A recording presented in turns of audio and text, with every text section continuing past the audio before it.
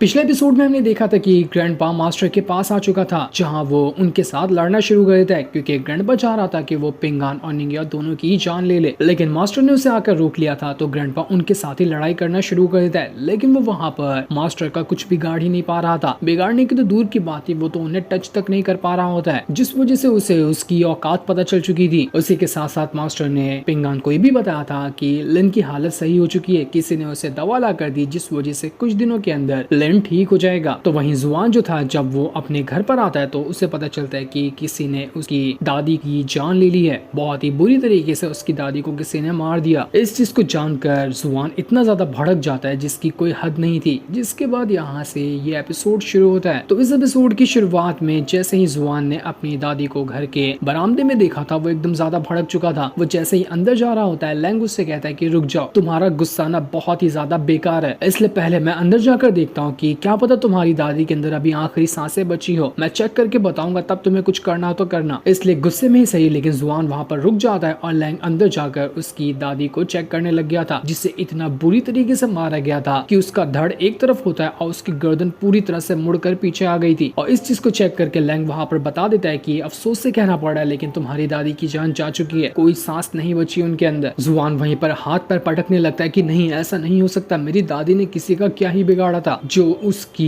इतनी बुरी तरीके से जान ले ली गई। जिसने भी ये लिया है ना, मैं उसे जिंदा नहीं छोड़ूंगा। लैंग जो था वो वहां पर अपनी पावर का इस्तेमाल करते हुए अपनी स्वॉर्ड निकाल लेता है और यहाँ पर आसमान की तरफ देखते हुए मास्टर से कह रहा था कि ये मैटर ना अब बहुत ज्यादा बढ़ चुका है, तो मैं यहाँ पर जो चीज करने वाला हूँ ना, उम्मीद है कि आप मुझे ये करने से नहीं रोकेंगे, क्योंकि इस चीज से जुआन बहुत ज्यादा गुस्सा है, जिस वजह से उसकी कल्टीवेशन पावर में असर हो सकता है। तो आप प्लीज मुझे ये काम करने से मत रोकना। इसके बाद लैंग ने वहां पर अपनी स्वॉर्ड में से काफी ज्यादा पावर बाहर निकालने लग गया था, जिस वजह से वहां पर तूफान आने लगता है। पूरा मौसम ही बदल चुका था और आसमान के अंदर से एक बहुत ही तेज रोशनी जमीन पे आकर गिरती है। वो रोशनी एक बहुत ही पावरफुल सोल्जर की स्पिरिट को लेकर आई हुई थी, जो कि असल में लैंग के ही सेट का एक इमॉर्टल सोल्जर माना जाता है। इस सोल्जर का काम ये होता है कि वो किसी भी जो मर जाता है इंसान, उसकी सोल को पकड़ता है और उसे आफ्टर लाइफ में ले जाता है। यही काम था इस सोल का। तो यहाँ पर लैंग ने उसी सोल को यहाँ पर बुला लिया होता है। वो सोल वहां पर आने के बाद लैंग से कह रहा था कि आपने मुझे क्यों बुलाया, यहाँ पर क्या काम है आपको।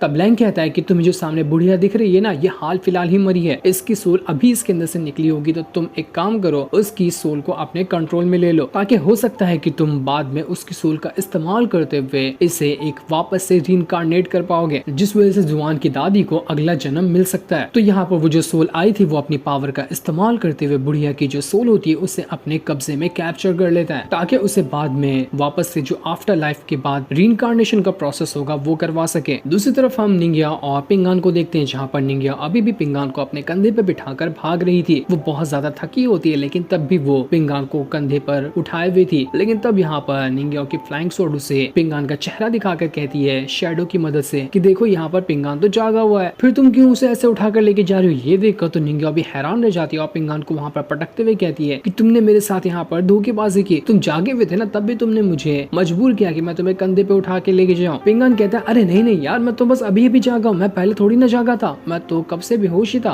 लेकिन निंगिया समझ चुकी थी कि पिंगान काफी टाइम से जागा हुआ था, बस ये फायदा उठा रहा था ताकि मैं उसे उठा कर ले चलूं। इसलिए वो पिंगान से कह देती कि अब मैं तुम्हें नहीं उठाऊंगी, अब से तुम्हें यहाँ पर पैदल ही चलना है, बहुत फायदा उठा लिया तुमने मेरा। बेचारा पिंगान यहाँ पर निंगिया को समझा रहा होता है, लेकिन तभी उसे बहुत ज्यादा अजीब महसूस होने लगता है और अजीब सा महसूस होते साथ ही उसकी हालत एकदम ज्यादा खराब हो चुकी थी। वो वापस से बेहोश हो चुका था। निंगिया ये देखती है तो घबरा जाती है, क्योंकि इस बार सच का पिंगान बेहोश हो गया था। इसलिए निंगिया दोबारा से पिंगान को कंधे पे उठा लेती है और उसे वहां से ले जाने लग गई थी, क्योंकि इस बार तो पिंगान नाटक नहीं कर रहा था। दूसरी तरफ जुआन के पास एक बिल्ली आती है जो उसका हाथ को स्मेल कर रही थी। ये बिल्ली ना काफी टाइम से जुआन के घर पे ही रहा करती थी, तो उसने यहाँ पर स्मेल पहचान ली थी कि कौन कुछ देर पहले यहाँ पर आया था जिसने जुआन की दादी की ऐसी हालत की है। जिसके बाद लैंग जो होता है वो यहाँ पर जुआन को बता रहा था कि जुआन, इस सोल ने मुझे बताया ना कि तुम्हारी जो दादी है उसने अपने लाइफ में बहुत सारे कांड किए हैं, इतने बड़े बड़े उसने गुनाह गुनाह किए हैं जिसकी उसे माफी नहीं मिल सकती, इसलिए आफ्टर लाइफ में जाने के बाद उससे जो रीइंकार्नेशन मिलेगा ये नहीं हो सकता, इसलिए मुझे माफ करना, हम यहाँ पर कुछ नहीं कर सकते। जो सुनकर जुआन एकदम गुस्सा हो चुका था कि तुम लोग यहाँ पर कुछ नहीं कर सकते, तो मुझे अब यहाँ पर बदला लेने से मत रोकना। जिसने भी मेरी दादी का ऐसा हाल किया है ना, मैं उसे जान से मार दूंगा। लैंग वहाँ पर उस सोल से कह रहा था कि आपका काम हो गया, अब आप यहाँ से जा सकते हैं। आपका बहुत बहुत शुक्रिया जो आपने यहाँ पर आकर हमारी मदद की। इसलिए वो सोल वहाँ से अब जा चुकी थी। उसके जाने के बाद जुआन अपनी दादी के पास आता है और उसे मरा हुआ देखकर वो एकदम ज्यादा अफसोस कर रहा था कि मेरी दादी को क्या हो गया। मैंने पहले ही कहा था कि हम इस टाउन से चले जाते हैं, लेकिन ये नहीं मानी और उसी की सजा आज उसे यहाँ पर मिली है। वो लैंग से पूछता है कि क्या तुम बस मुझे इतना बता सकते हो कि किसने मेरी दादी की जान ली है? अगर तुम इतना बता दोगे तो आगे का सारा काम मैं खुद संभाल लूंगा, मुझे किसी की जरूरत नहीं पड़ेगी। उसके बाद लैंग कहता है मैं इतना बता सकता हूँ कि ऐसा हुआ होगा कि जैसे तुम्हारी दादी ने दरवाजा खोला ना, तो दरवाजे के बाहर कोई खड़ा होगा जिसने इतना घसीट के तुम्हारी दादी को थप्पड़ मारा कि उसकी पूरी गर्दन टूट कर पीछे मुड़ गई। जो भी वो इंसान होगा उसके पास किसी न किसी तरह की तो स्पिरिचुअल पावर होगी, वरना नॉर्मल इंसान इतना जोर से थप्पड़ नहीं मार सकता। लेकिन मुझे लगता है ना कि तुम्हें यहाँ पर कुछ नहीं करना चाहिए, ये तुम्हारा कर्मा है जो तुम्हारा यहाँ पर गेम बिगाड़ गया। तुम यहाँ पर मारना चाहते थे पिंगान को, लेकिन तुम्हें उसका कर्मा की वजह से जवाब मिला कि तुम्हारी दादी की यहाँ जान चली गई। तुम्हारी दादी की जान जाने में किसी और की गलती नहीं बल्कि तुम्हारी खुद की गलती है। अगर तुम बिला वजह पिंगान की जान लेने की कोशिश नहीं करते तो तुम्हारी दादी भी हो सकता है कि जिंदा रह जाती। जुआन को एकदम ज्यादा गुस्सा आ रहा था। वो कहता है कि अच्छा तो मैंने ही अपनी दादी को मार दिया, सब में मेरी ही गलती है। चलो कि मैंने यहाँ पर किसी को मारने की कोशिश की थी, चलो मान लिया पिंगान को ही मारने की कोशिश की थी, लेकिन मैंने उसे मारा तो नहीं ना, पर किसी और ने यहाँ पर मेरी दादी की जान ले ली, तो क्या उसने सही किया? जान का बदला जान नहीं होता है तो क्या होता है? जिसने भी मेरी दादी को मारा है तो अब मैं यहाँ पर उससे बदला भी नहीं ले सकता हूँ क्या? तुम यहाँ पर मुझे कर्मा का पाठ पढ़ा रहे हो। मुझे लगता है कि तुम मेरी मदद नहीं करना चाहते। जिसने मेरी दादी को मारा है उससे बदला लेने में तो मुझे तुम्हारी जरूरत भी नहीं है, मैं खुद जा रहा हूँ और जिसने ऐसा काम किया होगा मैं उसकी जान ले लूंगा। लैंग कहता है देखो जान लेना कोई बड़ी बात नहीं है, मैंने खुद यहाँ पर अब तक के 100 से ज्यादा लोगों की जान ली होगी, लेकिन मैं बिला वजह किसी की जान नहीं लेता। जो लोग मरना डिजर्व करते हैं मैं उनकी ही जान लेता। तुम अगर बिला वजह एक भी जान लेने की कोशिश करोगे ना तो तुम्हारा कर्मा तुम्हारे पर बैकफायर करेगा। जब कर्मा का जो बैकफायर होगा उसे झेलने की ताकत तुम्हारे अंदर बाकी है तो तुम जाकर किसकी भी जान ले सकते हो, तुम्हारे पर कोई रोक टोक नहीं है। तो जाओ, तुम्हारा जिसको मन करे उसको मार डालो। ये सुनकर जुआन एकदम ज्यादा भड़क चुका था और वो उस बिल्ली को इशारा करते हुए कहता है कि बिल्ली ले चल मुझे वहाँ पर, तुझे जिसके ऊपर भी शक हो ना कि जिसने मेरी दादी को मारा है मैं उसके पास ले जा, मैं उसकी जान ले लूंगा। इसके बाद हम बाजार में एक लड़की को देखते हैं जिसके साथ एक सिपाही भी मौजूद था। उस लड़की के पास कुछ डब्बा होता है, वो उसे लेकर बड़े आराम से घूम रही थी और वो जो बिल्ली थी वो इसी लड़की की तरफ इशारा कर रही होती कि इसने ही यहाँ पर घर में घुसकर उसकी दादी की जान ली है। तो जुआन भी यहाँ पर उस लड़की का पीछा करने लग गया था, बिना किसी सबूत को निकाले, बिना किसी चीज को निकाले, बस बिल्ली के इशारा करने पर वो यहाँ पर इस लड़की का पीछा कर रहा था ताकि वो इसे ही मार डालेगा, इस शक के बिना पर कि हो सकता है इसने ही उसकी दादी की जान ली होगी। तो वो सबसे पहले उस लड़की के सिपाही के पास आता है और एक ही पंच के अंदर वो उसकी हालत खराब कर देता है। वो लड़की यहाँ पर खुद के बचाव में जुआन की तरफ अपनी स्वॉर्ड करती है, लेकिन जुआन ने अपने हाथ से उसकी स्वॉर्ड को पकड़ लिया था, जिस वजह से उसके हाथ से खून तो निकल रहा होता है लेकिन उसके सर पे खून सवार हो चुका था अपनी दादी की जान का बदला लेने का। तो वो कुत्ते की तरह उस लड़की को मारता है, इतना मारता है कि वो लड़की खून में नहा चुकी थी। बहुत ही बुरी तरीके से वो उसे मार रहा था और मार मार के पूछ रहा था कि तूने मेरी दादी की जान क्यों ली। वो लड़की कहती कि मैं भी एक आउटसाइडर हूँ और इस गांव का रूल है कि कोई आउटसाइडर किसी की जान लेता है तो उसे उसी टाइम गांव से बाहर निकाल कर फेंक दिया जाता है, लेकिन मैं अभी तक गांव में मौजूद हूँ, इसका मतलब मैंने तुम्हारी दादी को नहीं मारा था, तो तुम मुझे छोड़ सकते हो। तुम्हें जिस चीज का सबूत चाहिए होगा मैं वो देने के लिए तैयार हूँ। लेकिन जुआन सुनने के लिए यहाँ पर बिल्कुल भी तैयार नहीं था। वो इतना मारता है कि ऐसा लग रहा था वो लड़की अब यहाँ पर मर ही जाएगी। मार मार कर तो उसने उसे अधमरा कर दिया था और ये सारी चीज दूर खड़ा होकर लैंग देख रहा था। वो उसे रोक ही नहीं रहा होता है क्योंकि रोक कर मतलब ही नहीं है, क्योंकि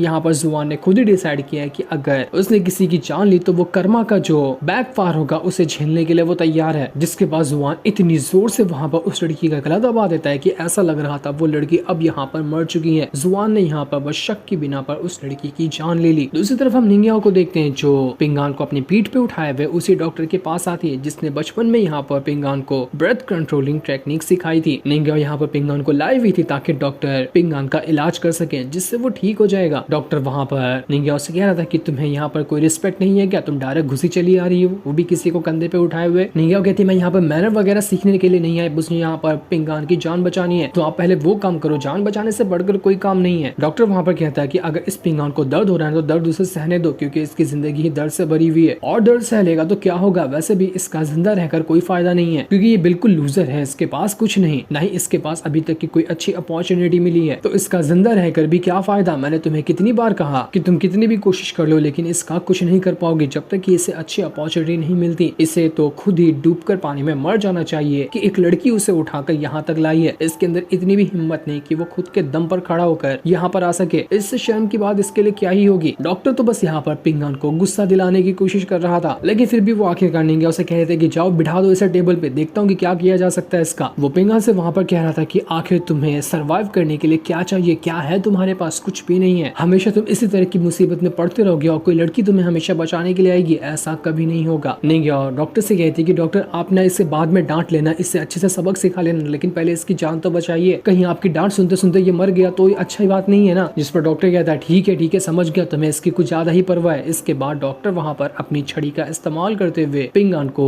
मेडिटेशन स्टेट में ले जाने की कोशिश कर रहा था। वो डॉक्टर वहाँ पर पिंगान से कह रहा होता है कि जो मैंने तुम्हें ब्रेथ कंट्रोलिंग टेक्निक सिखाई है ना, उसका इस्तेमाल करो और जैसा मैं धीरे धीरे करते हुए अपनी बॉडी को रिलैक्स देते जाना। जितना तुम्हारी बॉडी को रिलैक्स मिलेगा तुम्हारी पावर उतनी ही ज्यादा रिकवर होगी और तुम खुद को अच्छा महसूस कर पाओगे। इसलिए पिंगान वहीं पर लेट जाता है और उसकी बॉडी के अंदर से काफी ज्यादा ऑरा बाहर निकलने लग गया था, जो कि स्पिरिचुअल ऑरा होता है, और ये यहाँ पर पिंगान को पूरी तरह से रिकवर करने की कोशिश कर रहा था। इस चीज को देखकर निंजा भी हैरान रह जाती है कि अरे वाह, पिंगान के अंदर तो काफी ज्यादा ऑरा बाहर निकल रहा है, ये किस तरह के टेक्निक का इस्तेमाल करते हुए डॉक्टर से रिकवर कर रहे हैं। डॉक्टर वहाँ पर निंजा से कहता है कि मैं तुमसे कुछ पूछना चाहता हूँ, तुम्हारी जो सिटी है उसके अंदर जो बहुत बड़ा पहाड़ है उसमें अभी तक के कितने ज्यादा वर्ड्स लिखा चुके हैं, मुझे उन वर्ड्स की जानकारी चाहिए। इस चीज को सुनकर निंजा भी हैरान रह जाती है और वो उन्हीं वर्ड्स को याद करने की कोशिश करने लगती है कि उस पहाड़ के ऊपर कितने वर्ड्स लिखे होंगे। और ये शायद पहाड़ वही था जिस पहाड़ के ऊपर हमने एपिसोड 1 के अंदर पिंगान को देखा था, जब वो बहुत ज्यादा पावरफुल था और अकेले ही डीमंस का मुकाबला कर रहा था। वैसा ही पहाड़ ये यहाँ पर लग रहा होता है जिसके ऊपर कई सारे लेटर वगैरह लिखे हुए थे। निंजा बताती है कि उस पहाड़ पे अभी तक के टोटल 18 लेटर लिखा चुके हैं। डॉक्टर वहाँ पर निंजा से पूछ रहा था कि मुझे ये बताओ कि शुरुआत के जो 6 लेटर हैं उनके बाद जो लेटर वगैरह लिखे हुए हैं 18 तक के, उनका क्या मतलब बनता है। तो निंजा उन्हें यहाँ पर कुछ मतलब बता रही थी, जैसे कि स्वॉर्ड ऑफ की